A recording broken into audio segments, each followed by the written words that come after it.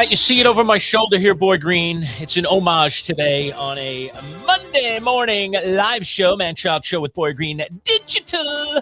Welcome aboard, all of you trickling into our little room, our little studios here, as we talk NFL, the weekend that was, week 2, a much more exciting, action-packed weekend for sure in terms of scoring and touchdowns and fantasy points. My gosh, they were rolling off the board. I mean, I'm in a 160-something battle in our Triple C League, Boy Green, with one of our former sponsors, Joey from Home Team Pub. I got to take him down, baby. I'll drive him right back into sponsorship, bring him right back into our show. So Monday Night Football, a doubleheader tonight. But the big news of the morning is the jersey that you see right there next to my face, and that is Joe Burrow. A little homage to him today because he is going to get the surgery on what is being labeled turf toe, which we've heard about. That has existed in the NFL for quite a while. It sounds like a pretty bad version of it. And so minimum of 3 months. We might not see him till close to Christmas time, if at all, this season. So a massive, massive blow to the Cincinnati Bengals. We'll get to the New York teams, but let's start with that. Boy Green, good morning. How are you, buddy? I'm doing good, Lerch, as good as someone who just got blown out by the Buffalo Bills can possibly do. But again, we'll get to that. We'll get to that later, certainly on the show. But I mean, devastating news for Cincinnati Bengals fans, for fantasy owners and everything else. I mean, it's just devastating news to hear that Joe Burrow, the prince that was promised, the guy that was excellent last season, all of a sudden you go into this year and you said, we're going to have the defense better. We brought everyone back. They brought back T. Higgins. They brought back Trey Hendrickson, that they bring all these pieces back together. And this is finally going to be the year of the Bengal and get them back to the Super Bowl. And instead, not the case whatsoever here. Now he's out. You have Jake Browning, who is a young player they feel pretty good about. He showed some chutzpah a couple of years ago. But let's be obvious here. Despite the initials being the same, Lerch, of, Jake Browning to Joe Burrow, this JB ain't the same JB. And the Bengals are going to have to overcome a lot of demons here. Yeah, and Jamie jumping right in, the FedEx guy jumping right into the comments. I'll throw that up here real quick. But Jamie basically saying, Joe Burrow, is he the next Andrew Luck? I mean, we saw that. The guy comes in, he's highly regarded, successful right away. Everybody likes him. And then injuries just start mounting and mounting and mounting. And then, ba-boom, now you got a player. And we all have to remember, I mean, many of you will remember, Joe Burrow came in as a mature adult. So many of these guys are coming in at 20, 19. This guy was mid-20s when he came. He had the interesting kind of college career and then found his way to LSU and then won that national championship. And he was the head of that snake. And so he's not a young guy by young guy standards. He's still young in football years. He's still got plenty in the tank. Theoretically, he comes back from this. He's 28. But it's piling up. See, look at that. All right. Yeah. He's already 28 years old. I mean, that's a statement, that he's already 28. So, the years are ticking by very quickly. And we saw what happened to Andrew Luck. I mean, there's too many injuries. Well, Lerch, there is something to what Jamie the FedEx guy said. Let's throw this up from ESPN NFL insider Adam Schefter. Here is Bengals pass protection ranking since Joe Burrow was drafted. This is pass block win rate in ESPN stat from 2020 when he entered the league to now. 29th, 30th, 27th, 32nd. That's last in the NFL. For those who don't know, 32 teams in the league, and 28th. As Adam Schefter says here, Burrow has not played behind an offensive line that didn't rank in the bottom quartile in terms of pass protection. That's exactly what happened in Indianapolis. They found the quarterback. Andrew Luck is really good, but they never got to protect him. And as a matter of fact, by the time he left, they finally had a great offensive line as soon as he left, which sort of ruined the whole purpose of everything. So it's one of the great disservices in football that the Bengals have not been able to invest the proper resources or do what is necessary to put an offensive line around Joe Burrow. There's all these jokes that he can't stay healthy. Well, look at the jokes that are the offensive line that the Bengals have been, quote unquote, putting out in front of him. It's been pretty brutal. Which is precisely, and we've talked about this, and I'll continue to talk about it. I will continue to stand on my soapbox as long as you folks, not as long as I can, okay? You folks aren't stopping me. You aren't stopping me, all right? But the fact of the matter is, I'm going to say the same thing about Jackson Dart. our offensive line in New York stinks. I don't want that guy going out and taking hits. I'm sorry. I know I'm offering, Russell Wilson up here as some kind of sacrificial lamb, but who cares? I don't care. Let him be the sacrificial lamb. I don't want my young quarterback damaged before it's time to put him in harm's way. So I know there's this anxiousness about Giants fan. We're 0-2 now. We'll talk all about this game, but the fact of the matter is, cool your jets. Okay. There's no reason to put this guy out there. Did you see Russell Wilson's play yesterday? Was there anything wrong with that quarterback play? No.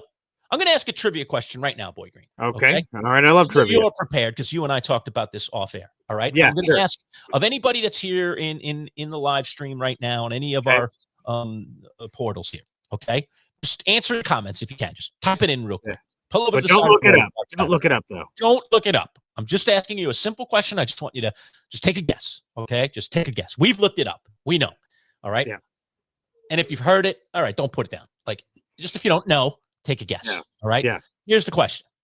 The question is, who are the top 2 quarterbacks in the NFL right now in total yards passing? Passing yards. Passing yards. Okay. Yeah. So who are the 2 quarterbacks at the top of the list of all the teams, of all the quarterbacks? After 2 weeks. Who are the 2 guys after 2 weeks of this year's NFL season? Who are number 1 and number 2 in total passing yards? Simple question. I'm going to give you 30 seconds. Type it in the comments if you're willing to do that. If you're not, we're just going to answer the question and we'll move on. All right. But who are the top 2 quarterbacks in the NFL, total passing yards through 2 weeks so far? All right. Who are they? Okay. Who could it be? You're going to be shocked. I think you're going to fall off your chair when you find out who the top 2 guys are in the NFL after 2 weeks. All right. So don't put your quarterbacks in harm's way. Just don't do it. Okay, it's not worth it. I want Jackson Dart in there. You think I don't want to win games? You think I want to sit through that nonsense like I sat through yesterday? I mean, it was a heck of a game watching those 2 teams go at it, but I want to win that thing. All right, I want to win that game. We had a chance to win in Dallas. We should have won in Dallas. That defense wasn't a sieve yesterday. Good grief, Giants. I thought our problems in the offensive line. I thought our problems at quarterback. I thought our problems in the backfield. Apparently, we got a bigger problem. Our defense can't stop anybody. All right, we got some guesses here, Lerch, in our trivia. Phil says Russell Wilson and Justin Fields. Good guess. Okay. We have Joe Burrow. Good guess there. Michael Palermo is another option. And let's get to it, Lerch. Let's reveal it. Here it is on the show. It's these 2 guys, Russell Wilson and Daniel Jones, the current Giant signal caller and the former Giants signal caller. Riddle me that. You tell me there isn't a person in our audience, not a person in our audience, anybody that's going to watch this video, anybody that's ever watched our channel that would have guessed that after 2 weeks with no stats on the table, that the top 2 passers yards-wise in the NFL would be these 2 guys after 2 weeks. I know it's only 2 weeks. It's probably not going to last the season, but come on. Mind-boggling. Yeah, here are the numbers, by the way. Russell Wilson is number 1 with 618 passing yards, and number 2 is Indiana Jones, Daniel Jones with 588. Those are the top 2 leaders in passing yards after the first 2 weeks. Obviously, there's still more 2 weeks to play because, of course, we've got a doubleheader on Monday Night Football tonight, so someone could enter that octagon. But as of right now, this stat is absolutely true, and who would have put that on their bingo card? Unbelievable.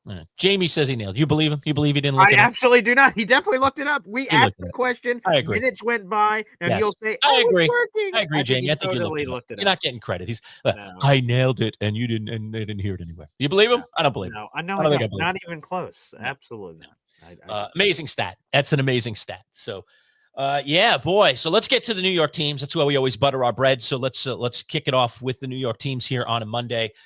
All right, Boy Green, we'll start with the lows and we'll build to the highs. I mean, we got the 2 of the 3 New York teams facing off. The Bills did take on the Jets. You talk about the tale of 2 guys. And this has been the issue with Justin Fields in the past, and you just hope that it doesn't become the norm, the reality for the New York Football Jets. It's the level of inconsistency. We saw the good version of Justin Fields last week, despite a loss to the Steelers. I mean, that was efficient. His feet were getting him extra time.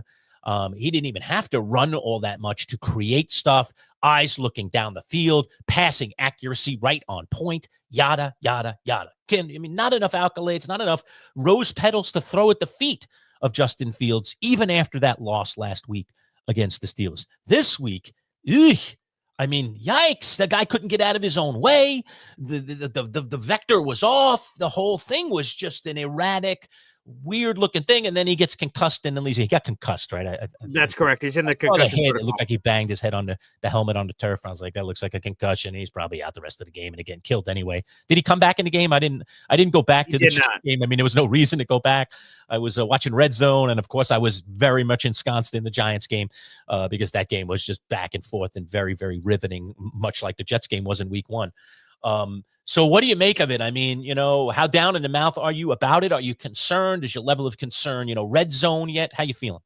A lot of great questions. So that's why when we got the Phil guess of, are the two leaders in passing yards after the first 2 weeks, Russell Wilson and Justin Fields? Well, Justin Fields had 27 yards passing against the Buffalo Bills. So that eliminated him from any part of that conversation, unfortunately. I mean, let's just put it simply. For the nerds in the back of the room on EPA, that's a deeper level analytic, Justin Fields had the best game of his career last week, according to those analytics. Okay. Which is a great way to start with your new team, new offense, new coach, new team. And you come out there and give your best performance as a pro. Yeah. Okay. In Week 1. I mean, that's a lot to be excited about if you're a Jets fan. Yesterday was the worst game of his career by EPA. So, I mean, the roller coaster was as violent as it possibly could have been of showing the possible highs of a running quarterback who is efficient and getting the ball out of his hands versus the other side of the coin. So it was incredibly disappointing. The fact that the Jets lost to the Bills is not surprising. The Jets were a massive underdog to the Buffalo Bills at home. Them losing is not surprising. How they lost is surprising. A lot of people predicted a close Jets-Bills game. Ooh, maybe the Jets are going to lose, but they're going to give the Bills a fight, and they absolutely did not give them a fight.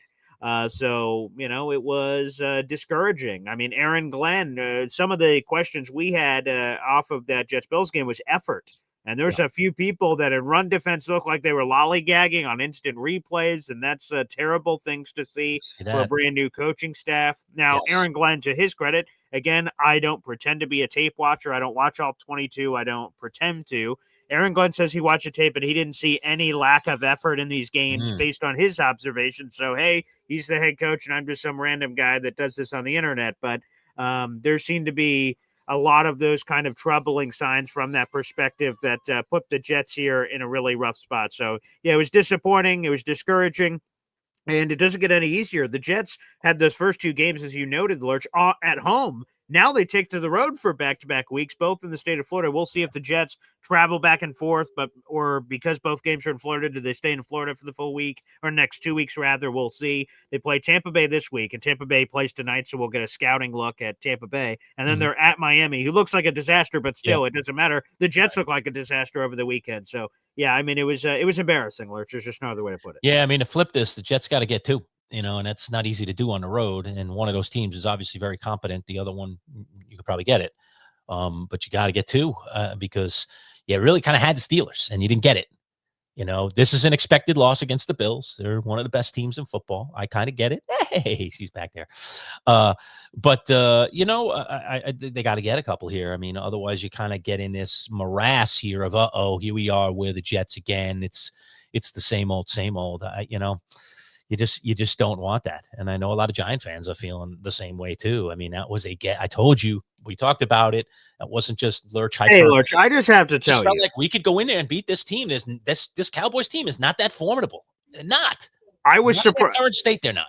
You deserve a lot of credit, Lerch, because I will tell you, the Cowboys, again, we're talking about moral cookies, right? The Jets, they were so close against the Steelers. The Cowboys looked awesome against the Eagles in Week 1. And we're like, whoa, they looked awesome. They didn't win, but they looked great. And people were like, oh, boy. Like the take I heard from a lot of shows are the Cowboys are way better than we thought they were. So heading into this home game against the Giants, where in theory you get this chopped liver opponent that got smacked around by Washington, like, oh, my God, the Cowboys are going to tear apart the Giants. That's what the recent history has said. That's what the recent eyes had said in terms of the season.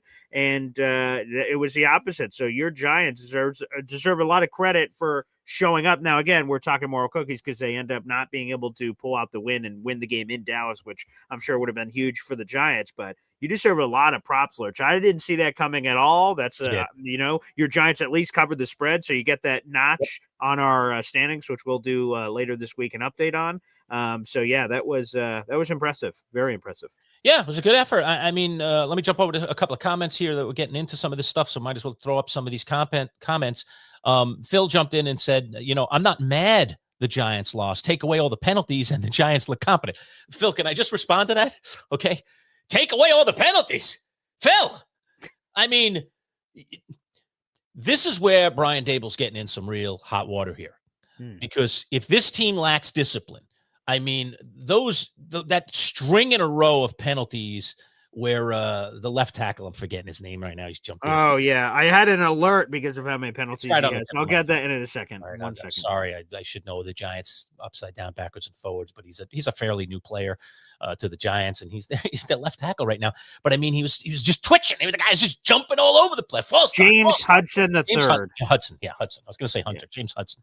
Hudson was just a mess, and Dable's on the sideline. What are we doing out there? And you just got the disconnect here, and you're like, dude, this is what's taught on the practice field. This is, I understand a guy can go out there and gag, but I mean, you got to teach him not to. I mean, this guy's the starting left tackle. I mean, until Andrew Thomas is back, this guy is one of the most important people on the offense. I mean, you can't have that guy just going out there and choking. And that was really ugly. And he was lost. It was the one on the snap count. He was like 3 yards down the field. The rest of the line just looked over at him like, dude, what? It was on 3. What are you doing? You jumped on 0. I mean, like, what's happening? You didn't even say hut yet. You're already running down the field. I mean, what are you doing? You're an offensive lineman. Don't you notice nobody else is moving? It was just weird. I agree with your sentiment, Phil, that like when you see the Giants put out that kind of effort, when you see Wilson play that well, you say, hey, okay, it's not that bad. But you got to win that game and, take away the penalties. Yeah, well, that's what good teams do. They don't incur penalties. So take away the penalties, maybe they do win the game. But to me, this one's on the defense. It's on two things. It's on the penalties, which is lack of discipline, and it's on the defense that couldn't stop Dallas. I mean, come on now. Russell Wilson kept giving them clutch play after clutch play, including that one right, towards the end of regular. I mean, you got to stop him. You got to stop him. I know he kicked a 64-yarder. Aubrey's the best in the game. He's on all my fantasy teams. I love good kickers. He's the best in the game. But damn it, don't let him get into field goal range. You know what that guy's field goal range is. They were like playing this sag defense. I'm like, get up there. Play real defense. What are we scared of? For crying out loud, you're scared you're not going to lose the game, so you play not to lose, and then you lose. That's what you do. You play to win. You're on the road. You play to win. I'm sorry, Boy Green. I'm getting excited. No, I was going to say, so I was paying attention to Jets Cowboys game as much as I could during Jets Bills and then catching up after the game. And I didn't know the number of penalties. So I just said, well, how many did the Giants have? And I just looked it up. Oh, my Lanta. The Giants had 14 penalties in this game for 160 yards. Brutal. Oh, my God. And they lost by 3 in overtime with no time remaining in overtime. That is unbelievable. And several of them on third down plays. I don't know if they were any on fourth down plays, but where they had them, it's over. They had them on one. Dallas was like, second and a mile. And I actually thought it was a bad call, but you don't put yourself in the position for there to be a bad call. They got in close to Prescott. He just heaved it away, and then the lineman, took him down. And they called him for the landing on him, and then they showed the replay several times, right. And even the commentators were like, he landed on the side. He didn't. And you could tell he actually let up. He pulled his hand off him a little bit, but the officials saw it differently. But you just don't put yourself in that situation because now they're going to have third and a mile, and you're getting the ball back. And it was in the fourth quarter, too. It was at a critical moment in the game. So the stupidity of the penalties on top of it. And you wouldn't have seen it because I know you were doing your Jets in-game. But there was a Playboy Green where there were 4 penalties on the same play. Okay, you would love this. It was one of those. Did you see it because they were showing it? I'm sure they showed it on a lot of talk shows and stuff this morning. Remember how they had years ago the official that said, roughhousing him at the bottom of the pile, and giving him the business. That was a Jets game. Giving him the business game. Yeah. But the official just went beyond the description, dare I say, and had everybody in the audience laughing because he's giving us so much detail. Well, this was the officials collecting all the penalties. There's flags all over the field. He comes back. He's like, all right, we've got holding on the defense. It's a 5-yard penalty, an automatic first down. Then we've got pass interference on the defense. And And then so 3 on the Giants, 1 on the Cowboys on the same play. Okay, on the same play. And it, of course, was all offsetting replay the down, which is the crazy part of it. But the Giants had 3 penalties. Could add those to the list. Okay. And 2 of the 3, I think, were 15-yarders. So the yardage would have even been higher. That was offsetting, so it didn't even count. I don't think they count that in the total. But 4 penalties on a single play. Plus these 2 teams, the whole game, there was like extracurriculars, like crazy, just guys hitting each other late, shoving and pushing. It was a very, very chippy game between these 2. But, Lerch, this was even worse. I just found this from Jordan Renan of ESPN. The Giants were flagged 21 times in Sunday's loss. But, again, there it is, as some of the penalties weren't there, and you see it there on the 3 times on the 4 times play. On a drive. Unprecedented. The 14 accepted, because, again, they were flagged 21 times, but they have to be accepted to count officially in the rule book, but you could still count them. The 14 accepted penalties for 160 yards was the most penalty yards in a game by the Giants this century. Oh, dear God. Yeah, think about that. I mean, that's brutal. And see, stuff like this, and this is the wonder of the internet, right? So then these numbers get out there. If you're John Mara, if you're Steve Tisch, like this is getting to embarrassing levels. If this keeps up, Brian Dable's going to lose his job in weeks. Forget about at the end of the year. He's going to lose his job soon. Like, they're just not going to put up with this. They're not going to allow nonsense like this to happen. They're a laughing stock. That graphic is a laughing stock. That is saying your team is a laughing stock. Last week, we were a laughing stock because we couldn't do anything offensively, okay, because our offensive line was completely inept. And then yesterday, the offense plays great, aside from the stupid penalties, all right? Russell Wilson looks like the old classic Russell Wilson. They make clutch play after clutch play, and they can't stop anything. They can't stop the Cowboys, who, by the way, weren't doing anything formidable. I got to give credit to the Cowboys. I wanted to talk about this morning, so I'm going to grab it before I forget it, all right? Sure, yeah. Give credit where credit is due for the Cowboys. Watching that game, and I was in a fantasy matchup with Joe Bartle, as you know, which is not officially over yet, but I'm looking pretty good. It looks like I've got Bartle. Okay, I've got him by, he's going to have 2 massive performances tonight. He's got 2 players tonight, so it's never over till it's over. But, but I'm in very, very good stead to win this matchup. Sure. But he has CD Lamb. And the Giants were shutting him down, man. They were just stopping. He had nothing. He had like 3 points at halftime or something fantasy-wise. I'm like, yeah, take it out. He's number 1. This is fantastic, man. I was just loving it, salivating over it. Plus, it's my Giants. Sure. Second half, and particularly in the fourth quarter in the overtime, literally, Dak Prescott must have got together with CD Lamb and Huntley, just throw the ball at me. Okay, just forget about all these other guys and spreading it around. Stop doing what Sean Payton does. We can talk about that at some point in the show today, right? And sending it to 12 different guys, all right, instead of having a favorite. And just throw it to the guy that catches it the best. And it doesn't matter whether there's 2 or 3 guys on him, he still finds a way to catch it. And that's what Dak Prescott started to do. And guess what started to happen? The Dallas offense started to click. They started to move the ball down the field, and there was nothing my team could do to stop him. Because that guy's that good, and we don't have a good enough corner to lock him down. And even when we send 2 guys or 3 guys at him, we can't stop him. He high points the ball. He gets above the other players. He doesn't fumble it. He's just a great player. He's a great player. So kudos to Dallas for going to their main man rather than settling for, we just got to go and give what the defense gives us. Sometimes you can't do that. That's where I side a little bit with Malik Neighbors. I didn't like his outburst last week, but what I do like is the guy saying, just give me the ball, man. Just give it to me. I'll catch it. Just put it up there and I'll go get it. Stop throwing to other guys and letting them drop it all over the place. Throw to me. I'll make a catch. And Malik Neighbors was obviously back in the game plan yesterday because he had a pretty good game, especially for people that had him in fantasy. Yeah, CD Lamb, by the way, finished with 9 catches for 112 yards. The 9 catches were tied for a team high with Jake Ferguson, who had a really nice game at tight end, and 112 yards, which led the team. Unbelievable. Yeah. And almost all of it was in the second half, and it wasn't even bombs. It was just all over the field, just getting him the ball, putting it in the right spot. Prescott made some outstanding throws. I mean, credit to the Cowboys.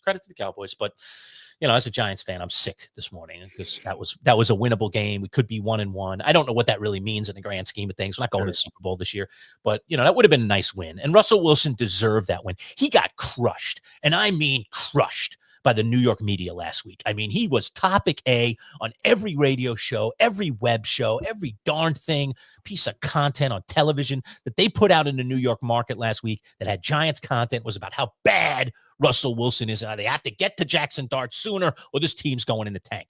Well, Wilson came out and showed them all. And he better get credit this week from the New York talking heads. I don't want to hear any crap about that stupid one interception that he threw at the end of the game, okay? It was a bad throw. Okay, plenty of guys make bad throws. That guy was great yesterday. He was the reason they could have and maybe should have won the game. So please don't point out the one error and say that's why they lost the game. That's ridiculous. That game was lost on penalties, lack of discipline, and a very porous defense. Period. End of story. Do not even attempt to blame Russell Wilson, New York media, or I'm coming at you, brother. I'll be talking about you all week if I catch you talking about it. My buddy Adam Shine, anybody. I catch you guys, I'm taking you down, all right? I'll be talking about you all week. And I don't like to do that. I don't like to call people out. I'm not saying Shine said anything. I'm just saying. No. He's one of the guys that can often say something that could. Adam loves those controversial takes. I don't know if he's the anti-Russell Wilson guy today. We'll find out. I'll check in on him later. All right, make sure you guys do. And speaking of, make sure you guys like the video and hit subscribe if you're watching on YouTube. We're streaming live right now on the Manchild Show Boy Green Digital Facebook page, the Manchild Show Boy Green Digital YouTube page, and my YouTube page as well, at BoyGreen25. We're getting closer and closer to 300 subscribers. We're like 17 away. So think about that. We're 17 away. And if you're one of our first 300 subscribers, you have a chance to win an autographed David Tyree Super Bowl photo, baby. And guys, you're going to want to get in on that for that giveaway and many others. It's free to subscribe. No money has to be spent whatsoever. Just subscribe. That is youtube.com/@MCShowDigital. Again, @MCShowDigital. Make sure you guys do that right now. Let's see if we can get to 300 by the end of the week. All right, here's some good comments coming in on this discipline. I've heard of it. Didn't they do that back in the golden days? Love that. Thank you, Sharon McClain. Very good there. Love that. Phil saying they're gonna bench. He thinks they're gonna bench Hudson. And go to the next one in line. They'll move Embo over.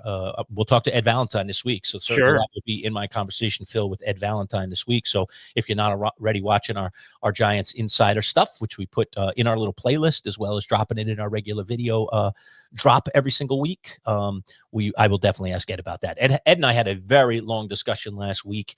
If you didn't watch it, you'd still go back and watch it, because it's worth. Sometimes this stuff that we talk about week to week, kind of has a thread that travels through. But Ed and I probably spent the first. Paul wasn't in on it last week, but so it was just me and Ed. Ed and I talked probably for the first 10 minutes of our 25-ish minute session on the offensive line. I just wouldn't let it go, and we were going back and forth. And I was like, "Come on, how long can a team reconstruct an offensive line? We've been at this for 10 years. I mean, this is ineptness of an organization." Okay, that we can't figure this out. I mean, people could be walking on the moon by the time we figure out, walking on Mars or whatever. Yeah, already did that in 1969. But you did allegedly. We can be doing things that are far more sophisticated to do than trying to find a competent offensive line in front of our quarterback and our running backs. Come on, man! Please let us do something that's it's the right thing. So yeah, James Hudson. Oh, James. Not a good week for you, pal. Not a good week for you. Now, Thomas might be back by next week, so problem might be solved. Ed said it. It's funny. We were getting some comments off of that Ed interview a few weeks ago before the season opener. The Giants already said they're going to play. They didn't say they were going to play him, and they didn't play him. And now he sat out 2 weeks. Ed said he thought 2 or 3 weeks, and then they'll bring him into the mix. So you could see that Thomas is chomping at the bit. They've been showing him a lot on the sidelines during games in his civvies. And he's, he seems highly engaged. He seems like, I want to get back out there now. Is the foot ready? He had that crazy Lisfranc surgery, which is tricky for some guys. You want to make sure he's right. You don't want to bring him back out there too early, and then he's troubled, and then you bring him back out. Yeah, right. Like he has to be 100% before you roll him out there, because the Giants want him to last the rest of the season. So if that takes week 5 or week 6, you just do it. You just do it. You accept it and you move forward. And this is what the game is. It's next man up. People get hurt all the time, and you got to figure out, your puzzle.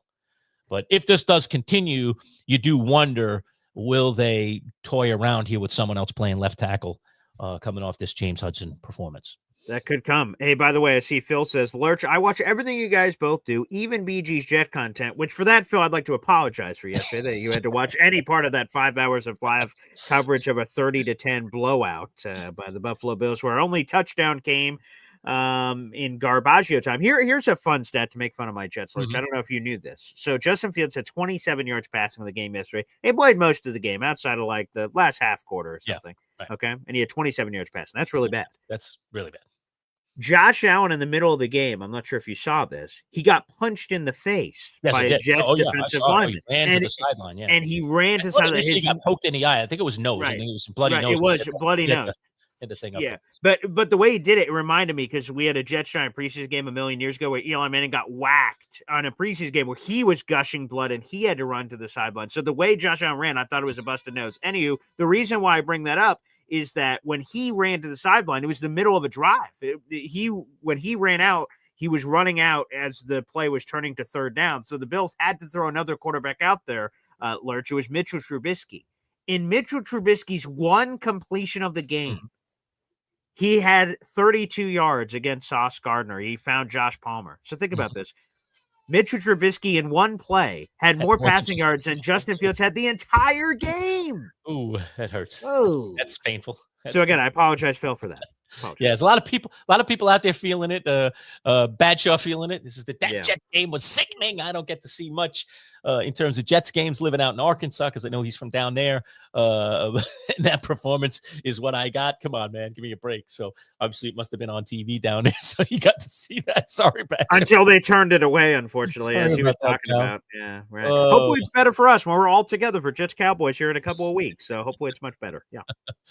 One can only hope, right? Today's broadcast is brought to you by our friends at Bayberry Automotive. Bayberry, these are the automotive, mechanic shop that preaches integrity and everything. And I can tell you that they do indeed live to that creed. Let's just take 30 seconds, learn a little bit more about our friends from Bayberry.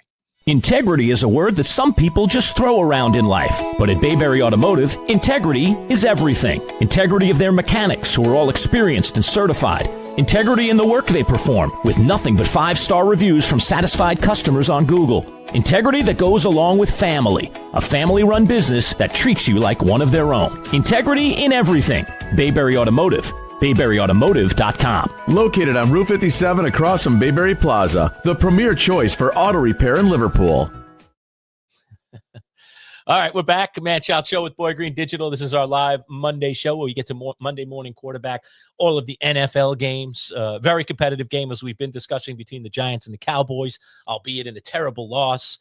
I am reaffirmed that the Cowboys do have the best kicker in football in Brandon Aubrey, who knocked through a 64-yarder to send it to overtime. What did Dallas have? 27 seconds, I think, or was it 21 seconds? I know it was in the 20s. Yeah, let me double check. After Russell Wilson threw that beautiful bomb to Neighbors, right? Neighbors. Yeah. So the Giants I'm like, oh, you should have seen me in the living room. I was jumping up and down. My wife was like, what is going on? She was like a couple of rooms away. She's like, what's happening? Like, oh my God, yes. Because I thought we were done for because we only got the ball back with like under a minute or around a minute left. I was like, oh my God, has Russell Wilson got another drive left in him in this game? Not only did he have another drive, he did it like 3 plays, throws that bomb. And as soon as it went up, I was like, oh my God, he's going to catch it. And that was good coverage, man. Neighbors. It was. The guy I don't know if you saw it, Boy Green. The guy put his hand over Neighbors' eyes on his shield as the ball was like coming into him. And somehow he still saw through the finger slats of the guy and caught that ball.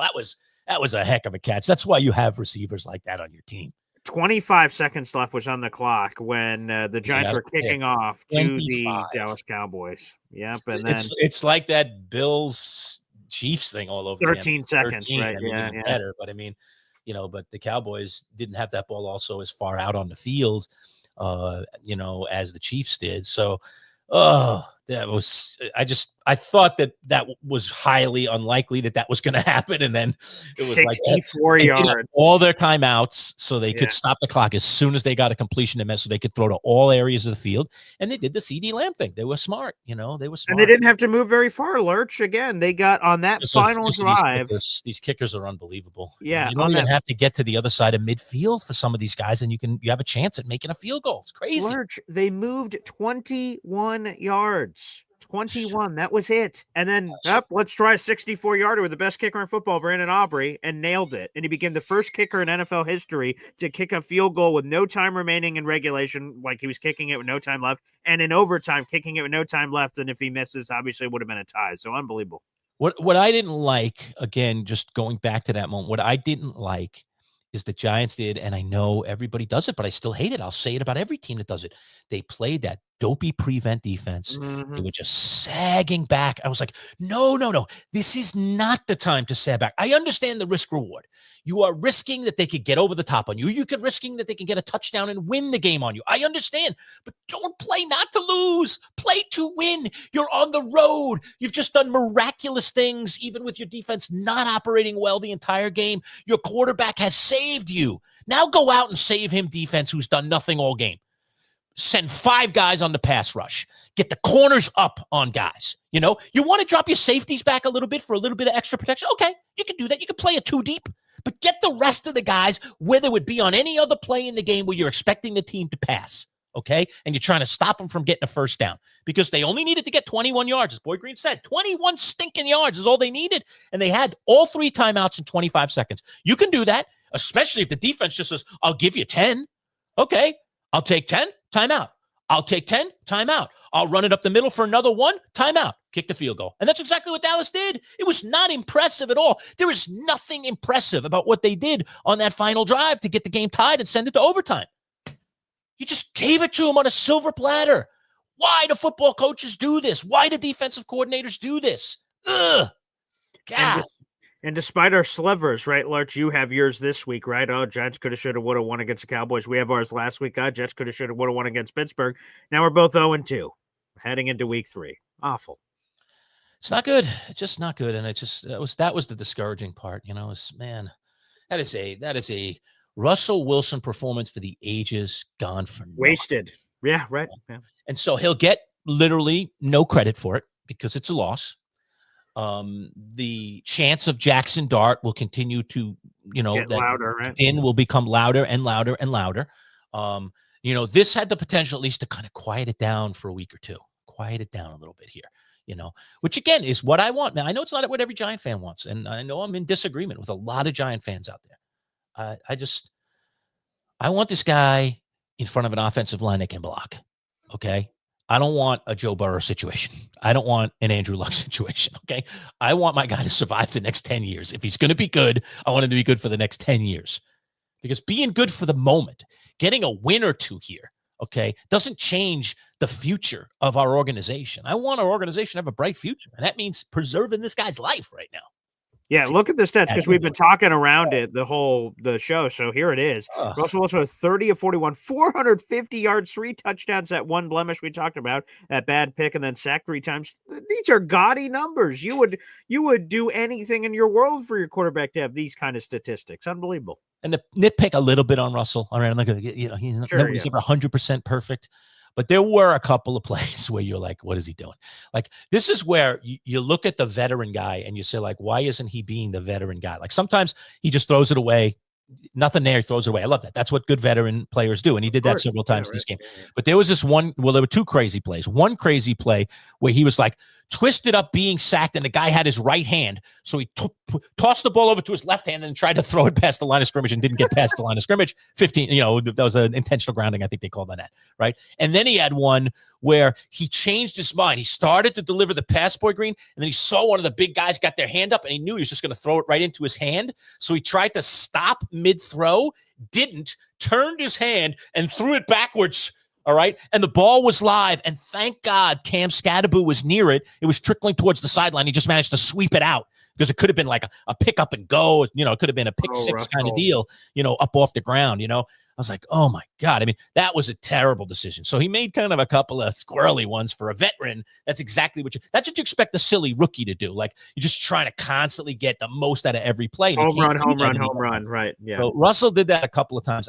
But I think that is not Russell Wilson being incompetent. I think that is Russell Wilson realizing, if I don't do something here in these first few weeks, I'm not a quarterback. I'm not a starting quarterback in the NFL anymore. So it's almost like Russell Wilson, the veteran, is having to behave like a crazy rookie because he knows his window is like this right now. He's just right on the edge of just getting, tossed out. They ran Dart out for about 4 or 5 plays during this game, just like randomly. Now they were like, they did a little, RPO on one play, one Dart came in there, and they ran him in there for another play. I was like, what's going on here? What's going on here? At one point, the John Hanson, right? Is it John? Or who's the red zone guy?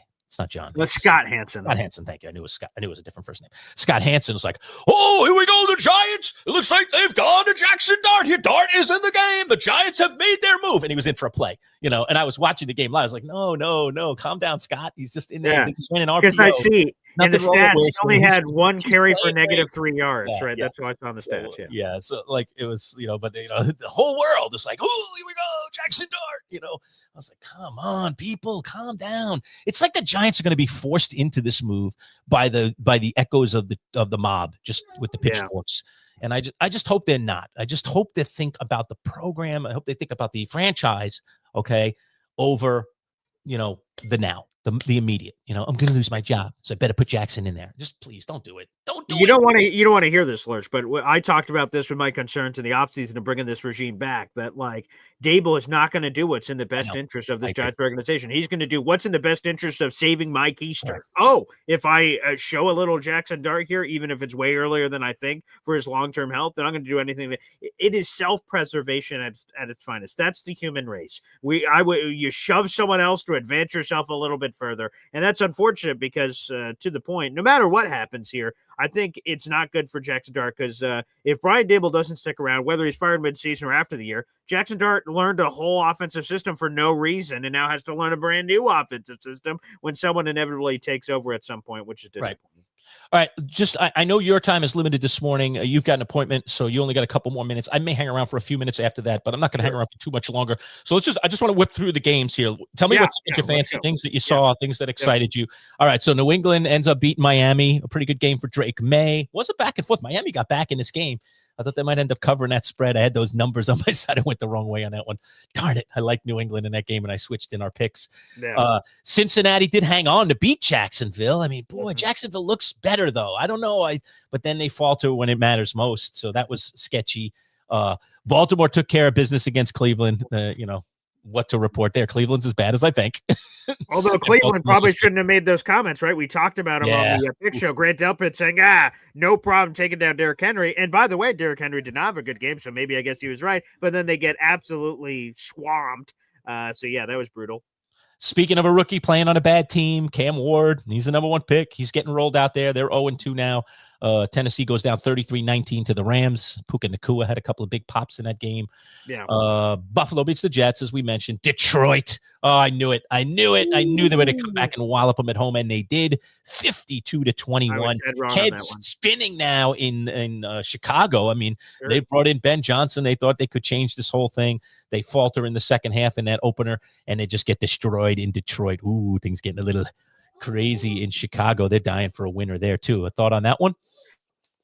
Whoops. Yes, I do. Like I said, I totally called it wrong. I thought Ben Johnson kept all these plays in the back of the book for this opportunity, when he gets to go play his old team. Like, hey, baby, here, Detroit. Here's, you don't have me anymore. Because, right, remember, we talk about overreaction, right? Week 1, the Packers run through Detroit. And we're like, oh, boy, maybe Detroit doesn't have it anymore. Detroit bounces back in this very strong and passionate way here. So I was dead wrong on the game. But I would say I imagine Aaron Glenn and Ben Johnson are exchanging texts about this, that, hey, man, it's just 2 games here. It didn't go the way that we wanted, but not a career is written based off of 2 games. But, yeah, Detroit, I think we all might have overreacted to their loss to Green Bay, and they're still a really good team. Boy, Green, I know you're a McCarthy guy. I'll jump all the way down to that game, Minnesota and Atlanta. Ooh, that defense looked good for Atlanta for a change. Where did that come from? Did the Vikings make a mistake at QB? J.J. McCarthy, in all due respect, he's played 8 quarters of football in the NFL, and 7 of them have kind of stunk. He had 1 really good quarter, and that mattered. Got his team a win last week, but I know you're a big McCarthy guy. You said you're on that bandwagon, so chirp away on that one if you want. Yeah, I did look like an idiot, no question about it, because I said, oh, man, J.J. McCarthy could be my next Patrick Mahomes, like my next guy that I felt really confident about. Now, I'll tell you, I got the pick right, so thank you, Dirty Birds, for that game last night. I appreciate that. I called that one, but no, I'm not worried about J.J. McCarthy. He didn't get any playing time at all last year because of the injury. Now he's here. And let's be honest, Lerch, I don't know if we've really discussed this much, but like Kirk Cousins, where does he go next?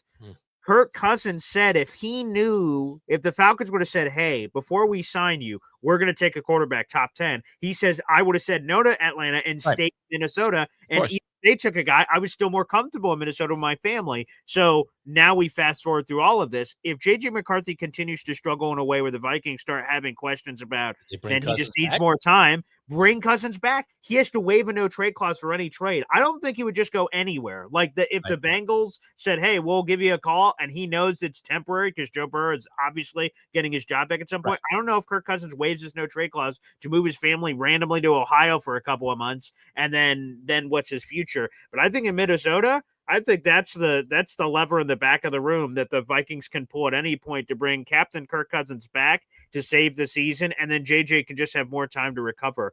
So no, I don't think they've made a mistake. You ride this JJ thing out because if he ends up being the guy, we talked about that competitive advantage with quarterback contracts. He's making peanuts, but you always have Kirk Cousins to me as a backdrop because I don't think there's going to be much competition for his services.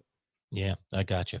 All right, look, I know you're on a timeline, so I'll give you final thoughts here for yourself. I'll hang around. I just want to talk about a few of these other games that we've got, obviously, to set things up for the Monday night doubleheader tonight, a 7 and 10 o'clock game. So you're really kind of getting two almost completely separate games. Maybe the back end of game one bleeds a little bit into game two, but if you're a late nighter, you're going to get your fill of football tonight. But how about a final thought on the weekend of football? I know we'll be back together live on Wednesday, so we can break down some of this stuff on Wednesday as well.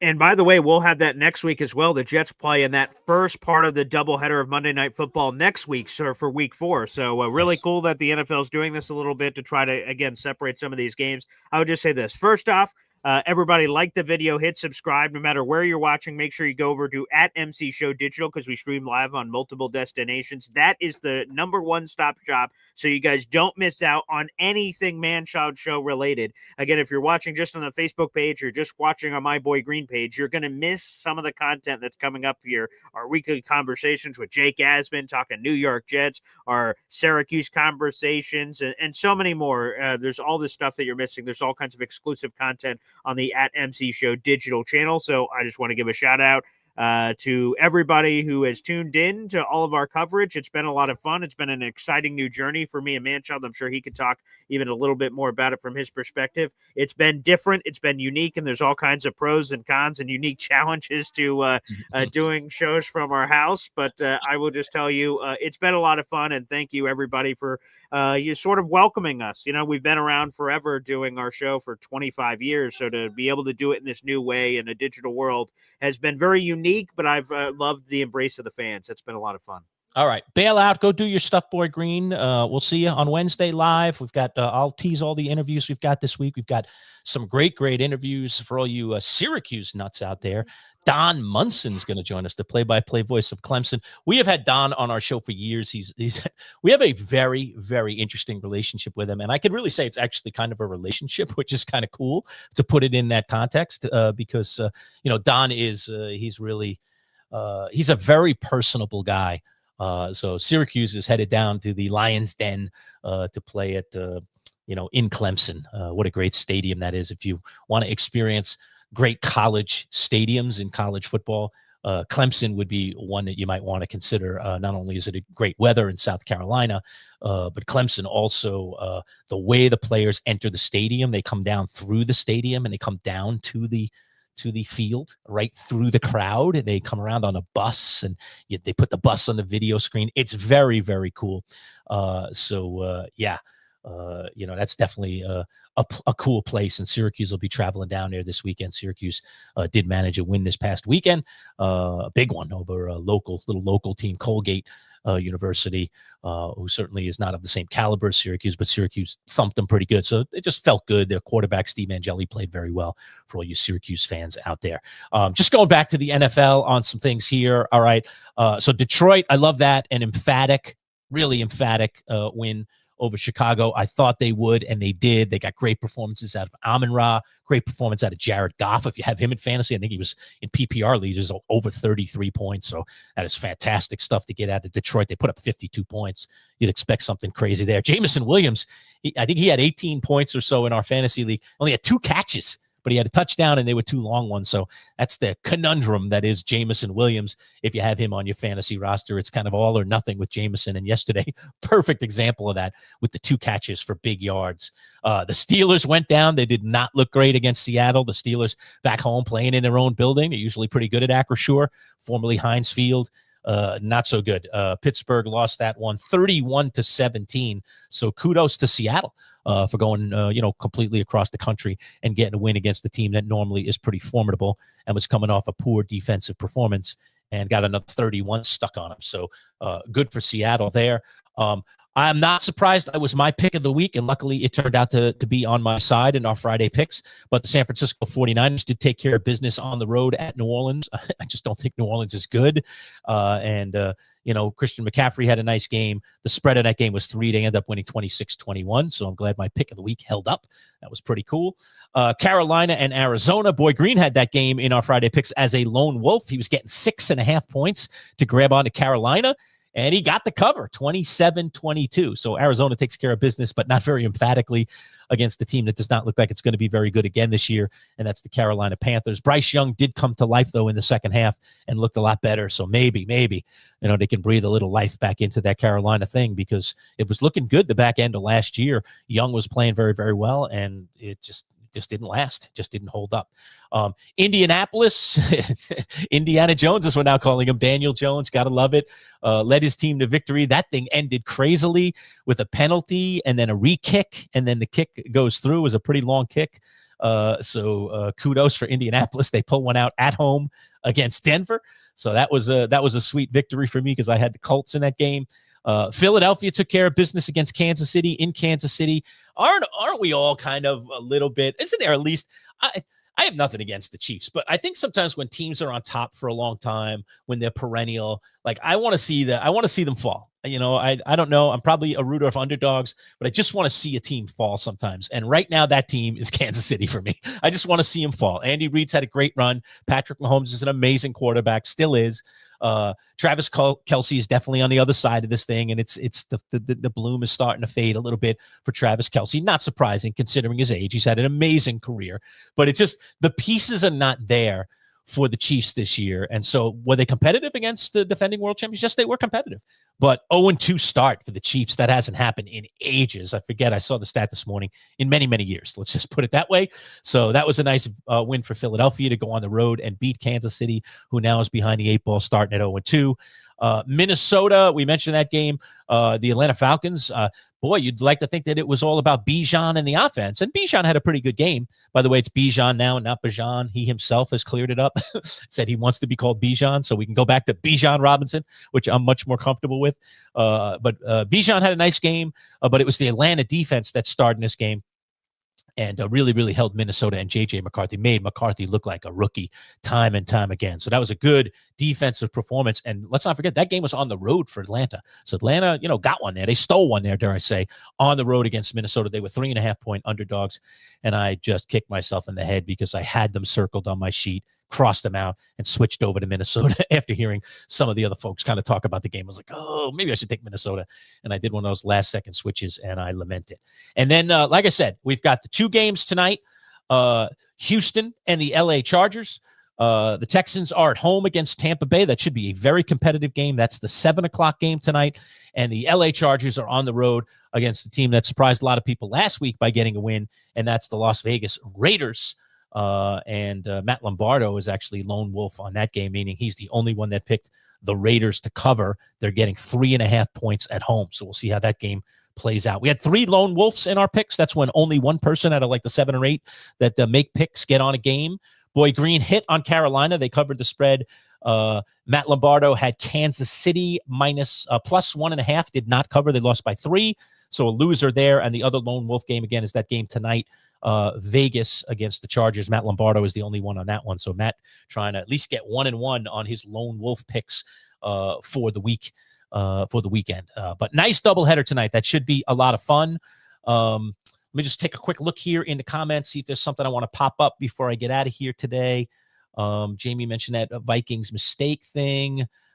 Here's a little thing from Badshaw about the Jets. Are the Jets preparing, or he got something on his phone saying the Jets are preparing Tyrod Taylor? Well, of course. I mean, if Fields has a concussion, they have to get the backup ready. So Tyrod Taylor, here we go. Put on your cape, man. See what you can do as a Jet. Let's see what else we got here. Phil commenting on the David Tyree photo. That Tyree photo would look great on my wall. We're only, by the way, Phil, as of a couple of minutes ago, I just took a peek on my phone while Paul was still on the feed with us, 17 subscribers away from getting to 300. And that Tyree thing goes out the door. By the way, and I'll probably announce it maybe before we give that away or coming up probably later this week, but I was out talking to some of our sponsors this week, and one of our sponsors, you've seen them on our commercials, is Play It Again Sports. They if you don't know Play It Again, they're our franchise. They're in a lot of cities, so some of you might be familiar with Play It Again. But I was down meeting with Play It Again Sports, their owner here locally in Central New York and Syracuse, and he gave me something that we're going to give away, and it's very valuable. I was like, wow, okay, thanks. So we're going to have another really cool prize, another cool giveaway, I should say, to follow up the David Tyree giveaway that hopefully within a week or so here, we're going to be giving away that Tyree thing as we surpass 300 subscribers and try and blow our way past that and get to some bigger numbers as we literally build our community. I mean, we've been on with you guys roughly about 10 weeks, not even 10 complete weeks yet. So to be in this position and for so many of you to be out there liking us and subscribing to us, as Paul said before he left, just kudos to you, man. Thanks for just being a part of our family, showing up on the days that you can show up. When you can't, everything's on demand on our YouTube channel. That's why I say that's the place to subscribe, at MC Show Digital on YouTube, because our whole archive is there. Everything that we put out, every video that we put out, long form and short form, all of our live shows are archived on the YouTube channel. And one of the things they do pop up on social because I push them out to Twitter, Facebook, and our other social media outlets. And certainly you can like and follow in those places too. But the reason I really like YouTube as kind of a command center, is I might call it, a central command kind of thing, is that everything is archived there. One of the things that go out there regularly too are we put together what they call in the YouTube world shorts. I know a lot of you know what shorts are. They might be called reels in other places, and they have some other names.